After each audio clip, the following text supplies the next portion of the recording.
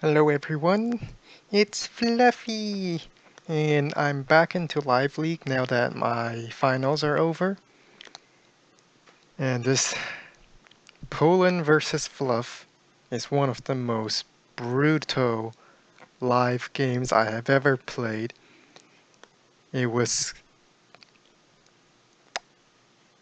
It's for next video, so I hope you stay around for that one. This video, we will be going for the Fog Live League, which I just played earlier today. So I don't know what my opponent did, but I know what I did. Let's just begin. The map is on... I'm not going to read that. So I picked Drake, and the reason why I picked Drake is because it's not showing it here, but Drake gets +1 movement on naval units, so this lander can reach this shoal, something that Andy cannot do. So I have this movement advantage against Drake. For a similar reason, Sammy is also pretty good at Tier 4 Fog, because Sammy also gets +1 transport movement, which includes the lander. But since this is Tier 3, I chose Drake. My opponent picked Andy, which is pretty strong in Fog. He can hide his injured units, and some might even say he's a counter to Drake. Maybe. But let's begin. 2 infantry, that's normal. I go for the neutral base, that's normal. Goes for the airport, goes for the neutral base, that's normal.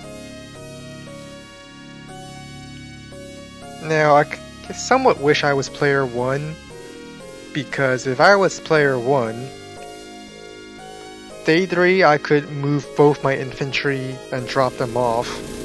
But since I'm not, I can only bring 1 infantry with me.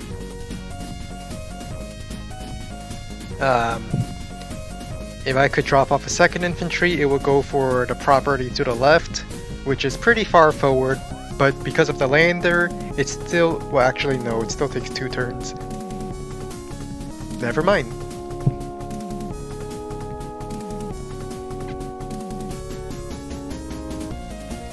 I'm going to abuse this lander quite a bit, because why not?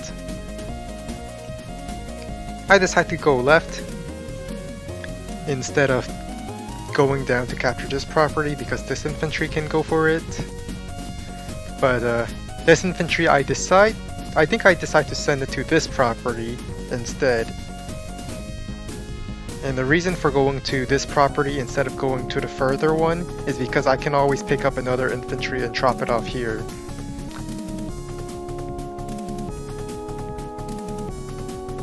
Okay, a transport opening. To be honest, I was expecting a recon opening to try to harass me since I'm Drake and you don't want Drake to stall because global damage. But I guess he doesn't really fear global damage because he's Andy. You should still fear global damage. Global damage is pretty rough.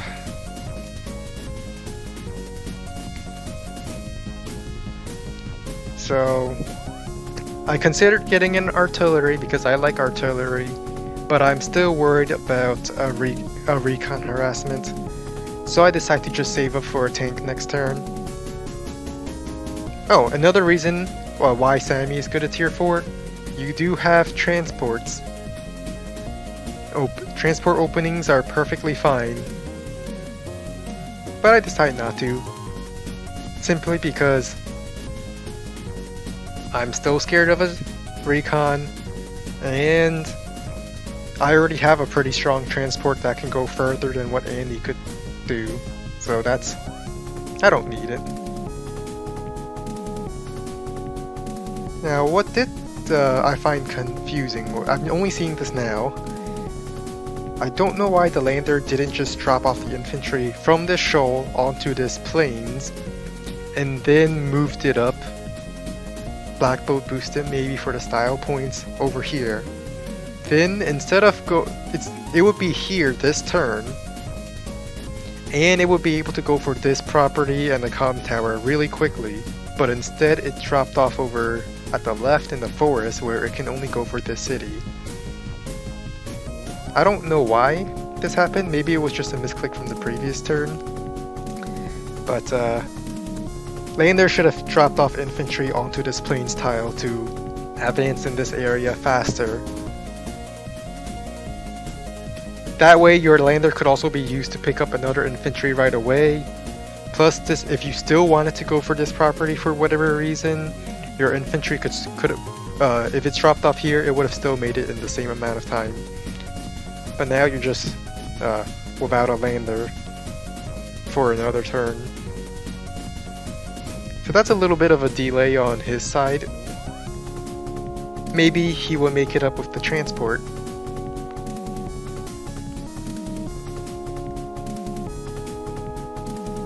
And I wanted to bring a tank down here because I want to make sure this comm tower is mine.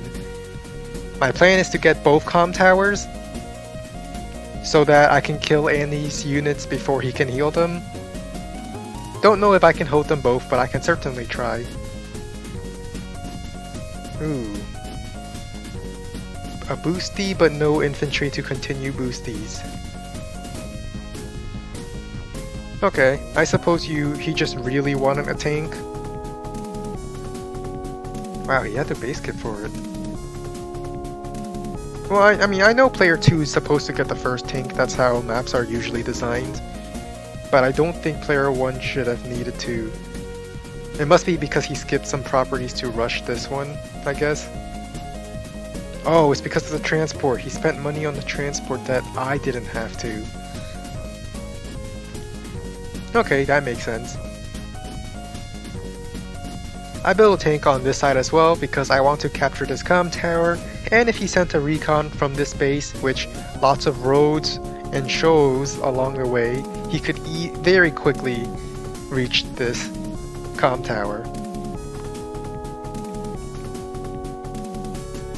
He sends a tank towards the center, whereas I'm sending my tanks towards the side. Here's a mech.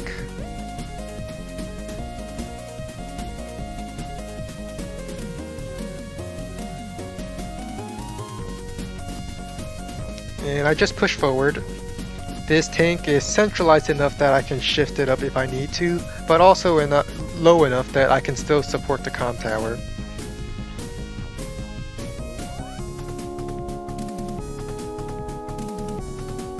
So it dawned on me that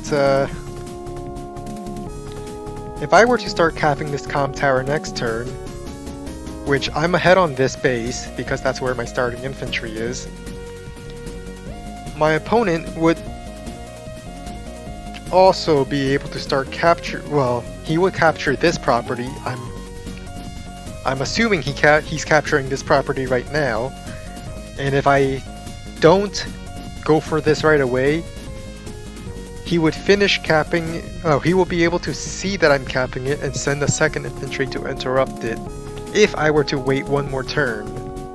So I decided not to wait one more turn and just go for the comm tower right away because I want both the comm towers. I can always capture the city back later. It's hurting my income a tiny bit, but against Andy, I prefer to kill units. I didn't think his capture game was like this, but it definitely could have been much worse for me if he went with the black boat drop, like black boat boost, and immediately start capping this one. A mech right here, just in position to interrupt, well, to shoot at my tank if my tank sits on the road, which I will not let happen. Because I sent my second tank up here, I know that if I were to go down with my tank, it's pretty vulnerable. I spotted the comm tower, and now I shoot at. I interrupt it.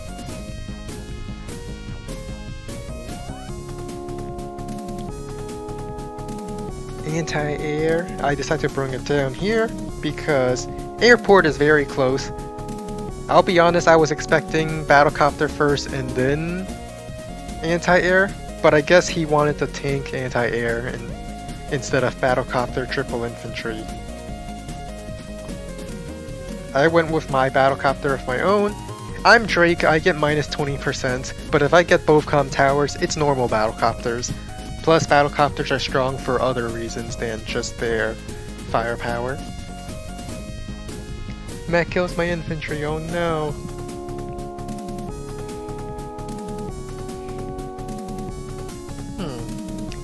He sends his tank back up. I don't know. I don't know what he's thinking. I would think by moving the mech forward, you would want to cover it with a tank. Maybe he's just bluffing here. But I could have very easily first struck the mech and then infantry kills it. But since I'm a coward, so I don't do that. Also, I double boost these.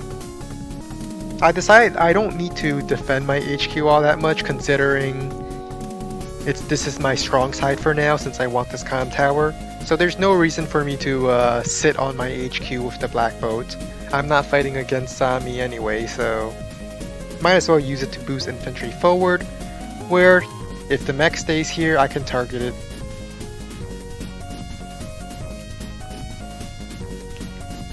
I also, because of this mech, I'm also assumed incorrectly that this was the strong side, so I decided to go in here. But didn't go so well.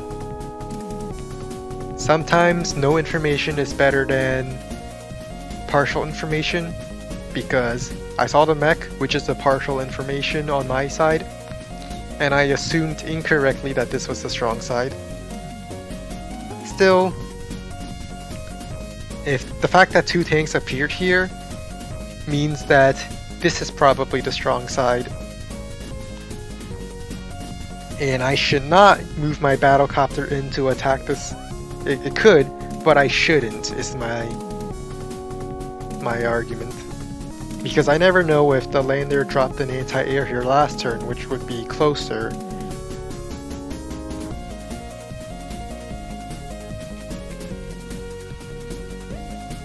Alright, I got an artillery and recon because I'm realizing I don't have vision down here, which is always scary to attack it really close to the airport.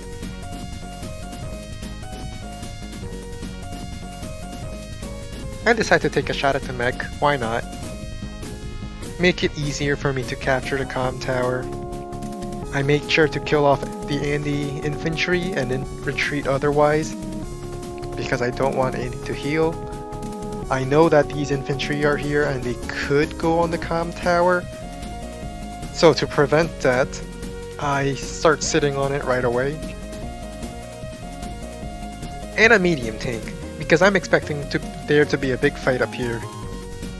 Two tanks, this must be his strong side. Get a big tank to chase away little tank. Oh no, I can't unload my recon because this is a river.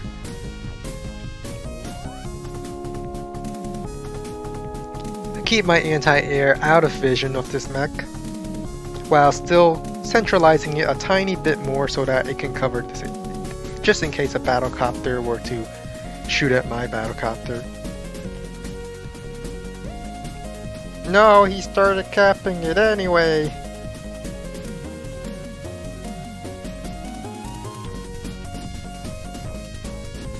Okay.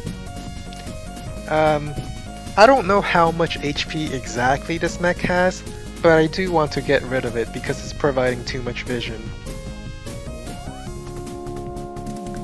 But I don't have a lot of vehicles up here, partially because the medium tank takes a long time to reach the front line. But I decide to go forward. I see a recon, I go kill it. I see the battlecopter. Now, I know the recon has a lot of vision and sees a lot of my vehicles, so I decide to go in.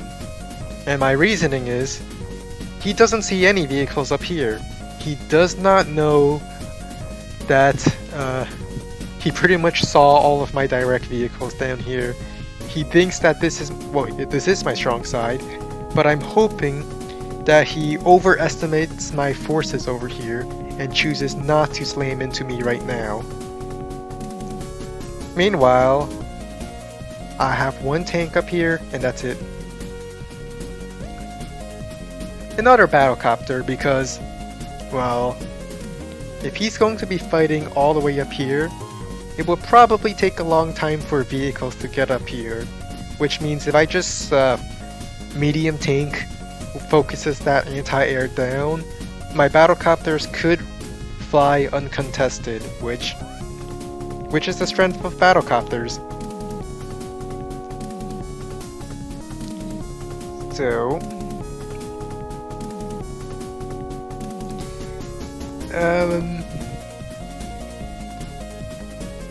he kills my infantry. I'm just bracing for all these losses. And I was able to delay the comm tower for one turn. Is it worth it? Probably not.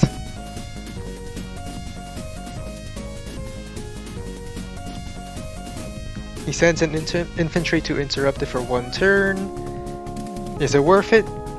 Probably not. Now, I considered going for the city, but my artillery would not make it into this forest this turn. So instead, I just waited for my artillery. I'm waiting for my reinforcements to arrive before I attack these two cities. I don't want to. I'm getting very close to his base reinforcements, so I want to make sure I get my reinforcements first before I go in. Puts medium tank in the forest, he'll never suspect it. And an artillery behind, so he can't just plug up this tile.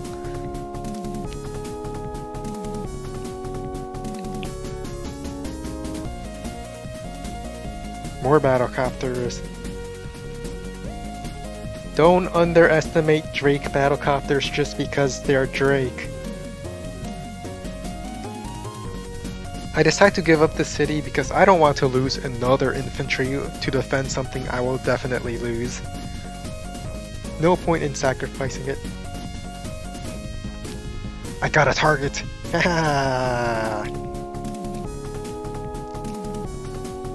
He moved right into my trap. I left a juicy tank there as a bait. And this is what I mean about partial information is where no information is better than partial information. If there was no tank here, he probably would be more cautious because he doesn't know what's ahead. But because he can see he can kill a tank, I think that's the reason he went in. I don't know what he was thinking, but it could be a contributing factor. It's how I think anyway. As can clearly seen by the mech earlier, I made an erroneous assumption based on the wrong partial information.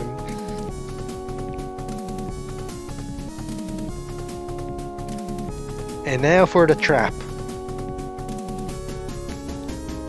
Kill off this battlecopter, kill off this tank, infantry, and now I had to choose tank or recon. Well, I want to deny him vision, so I decide to go for the recon. I'd rather he be more scared of what I actually have here than to kill off this tank, but give him vision over everything. I also decide not to go for this city because I think it's too risky, considering that I don't see much over here because I don't have vision. Plus, I also see these units which indicate that there's a lot more units behind here. Plug up this hole so that he can't attack from the bottom side. And sit my tank here because in case he built a battlecopter, he could not go battlecopter, tank, kill off this infantry, then another vehicle moves up and attacks me from the bottom. I do not want to get pincered. Also put up an artillery here just to be very annoying and make sure he can't attack from this side ever. and then just sit patiently. Patiently, slowly inching my way forward. If I capture this property, I will be 1 property ahead, and well, 2 since he lost 1 in the process. And he makes a center attack because my forces are separated up and bottom. Up and bottom. Normally you don't want to split your forces, but yeah, you just don't want to split your forces. I see the weakness here, so I decide I see the attack in the center, and I notice the anti-air did not go in, which is definitely a good thing for him. But I also think that he's now too cowardly to use his anti-air because I have that many battlecopters and a medium tank to chase it away. I send my recon to interrupt this capture, as well as give me vision over what's over here.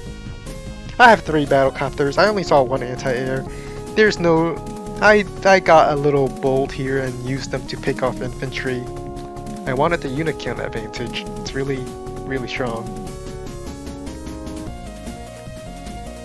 I wanted to keep plugging up this hole longer, but I'm trusting he wouldn't send anything this direction, considering he's attacking the center now. He also built a medium tank and struck the pipe with it. Now it was live, I didn't see the exact damage on it, so I thought it was an artillery. No time to actually check. Actually, I had plenty of time, that's a lie, but I didn't feel... I got lazy. I just thought I'd rather save my time for the upcoming battle rather than spend time checking what shot at the pipe. More battlecopters, haha, and anti-air. Alright, spots my battlecopter, sees nothing's in the way, goes in, kills battlecopter. I do not like copter-on-copter violence, even against Drake, because these copters are still alive, whereas you just put the copter within range of anti-air. So this is effectively trading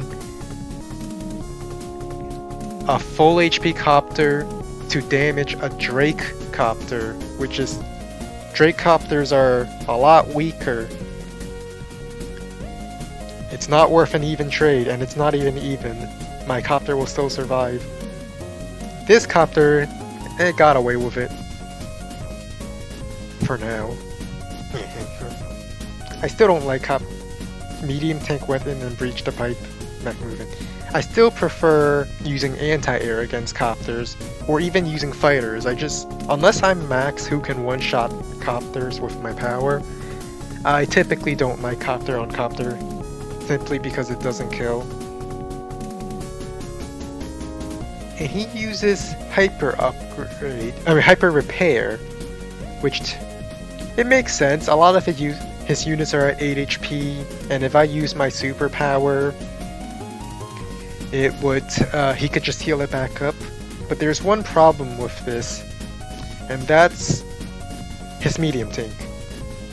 His medium tank cannot support the front line, so he's attacking in without his reinforcements.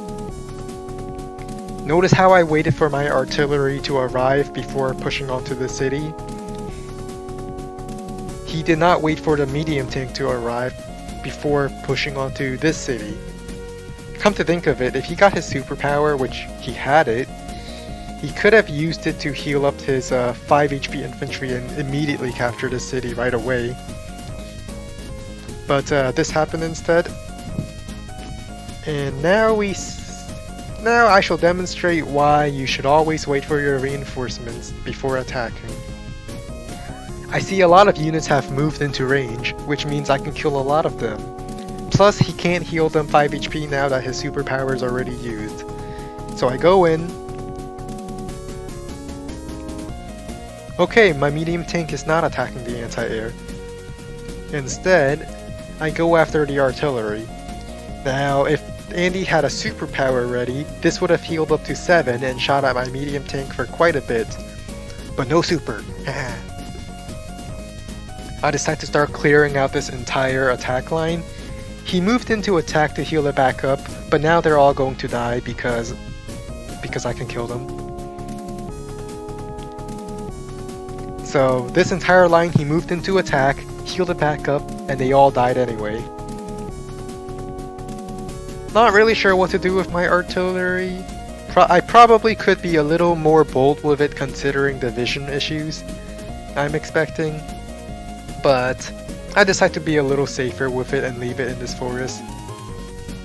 I scattered these 2 tiles with my infantry, and I used my anti-air to finish off this tank, which, thanks to the 2 HP battlecopter that survived, you see, don't underestimate the Drake copter. If you don't have anti-air, they will wreak havoc on your tanks. Artillery to support this capture, and I decide I'm thinking Andy might get more heavy vehicles because he's Andy, and Andy likes big things that don't die. As such, oh wait, oh I didn't build a medium tank. I guess booster spam is still strong. I mean, they can still take out a medium tank if I swarm enough of them. Tank goes in. He starts trying to get his normal power to heal up everything. Kills my battlecopter. Attacks my infantry with a medium tank. Come to think of it, he sat the medium tank on a city last turn. He probably could have sat on the road instead, but I guess he was concerned about a possible attack coming from me. But because of that, he had to pay for the repair fees instead of using his power to heal up the damage I've done with my superpower. He throws this tank in to activate hyper repair, but the dead units don't heal, and this artillery didn't get to put a shot.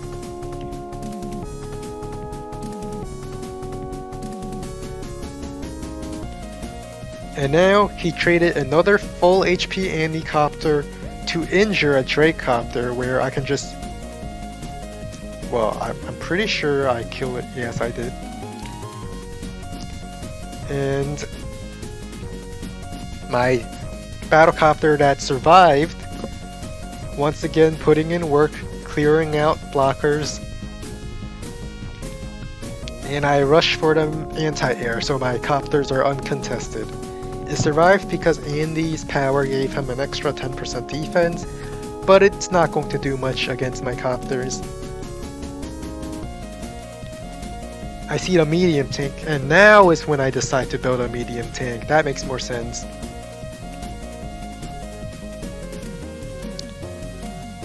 And earlier I said I sent my battlecopters to kill off infantry, and this is the reason why. If you let the unit count build too strong, you will eventually have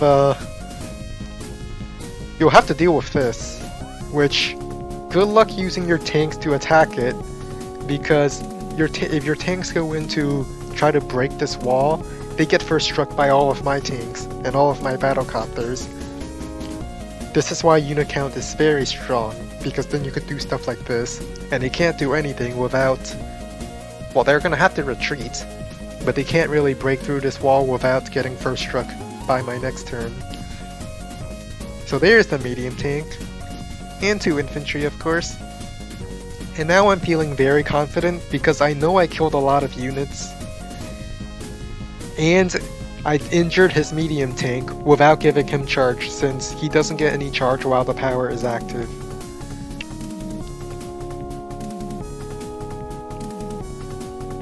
And there's the missile resign.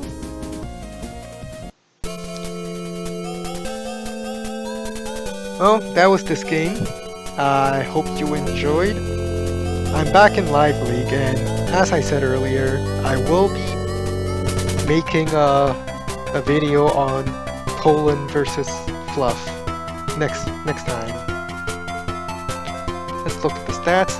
I built 6 battlecopters, even more than Andy, because you shouldn't underestimate the power of battlecopters.